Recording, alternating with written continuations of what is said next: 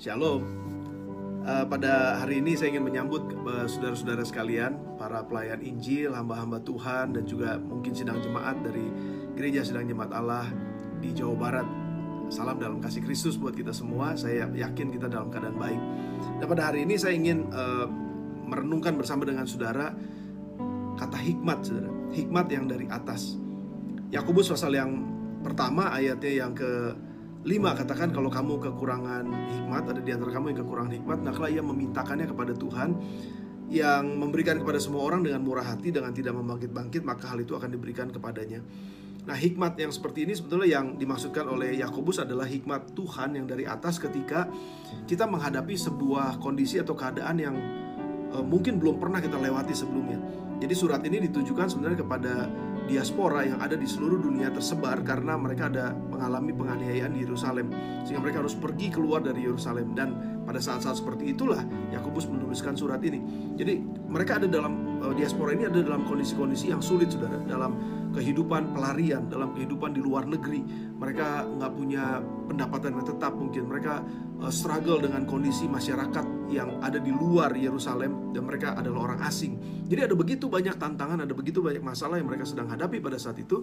Jadi Yakobus perlu untuk menuliskan surat pengembalaan ini. Nah, dalam kondisi kamu menghadapi masalah yang belum pernah kamu hadapi, kamu membutuhkan hikmat yang baru.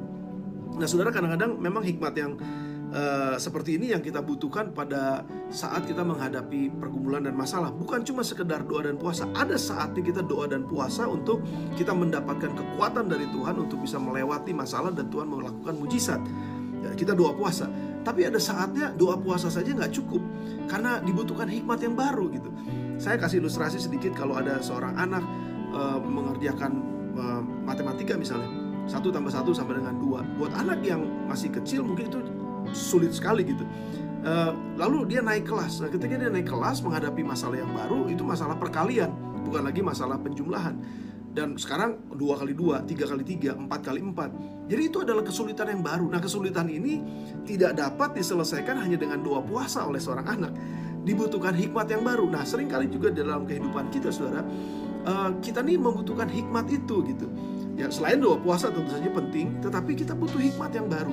Dan Tuhan mau siapkan hikmat yang baru itu buat kita. Itu namanya hikmat dari atas. Nah, Amsal pasal yang keempat ayat 23 katakan, jagalah hatimu dengan segala kewaspadaan, karena dari situlah terpancar kehidupan. Bagaimana kehidupan kita, bagaimana keputusan yang kita buat dalam kehidupan kita, baik atau tidak baik, itu ditentukan dari bagaimana kondisi hati kita. Makanya jaga hatimu dengan segala kewaspadaan. Lalu Amsal pasal yang kedua ayat yang ke-10 katakan, karena hikmat itu masuk ke dalam hatimu.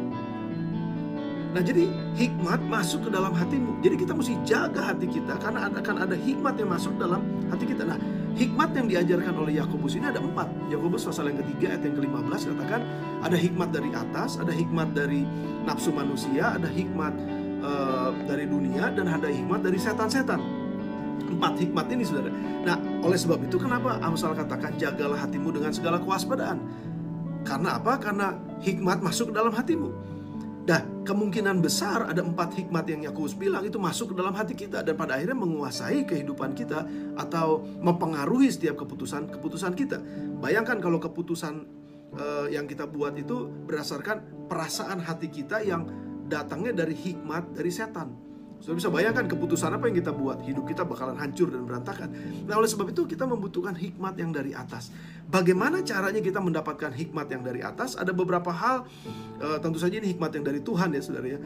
Jadi ada beberapa hal yang Alkitab ajarkan buat kita tentang bagaimana kita mendapatkan hikmat yang dari atas. Amsal pasal yang ke-8 ayat yang pertama sampai dengan ayat yang ketiga katakan bahwa hikmat itu berseru-seru. Kepandaian memperdengarkan suaranya. Di mana? Di atas tempat-tempat yang tinggi, di tepi jalan, di persimpangan jalan. Di sanalah ia berdiri, di samping pintu-pintu gerbang, di depan kota, pada jalan masuk. Ia berseru dengan nyaring. Hikmat ada di mana-mana. Dan hikmat itu bisa kita dapatkan yang pertama dari pergaulan. Dengan siapa kita bergaul, itu akan sangat menentukan hikmat yang kita dapatkan.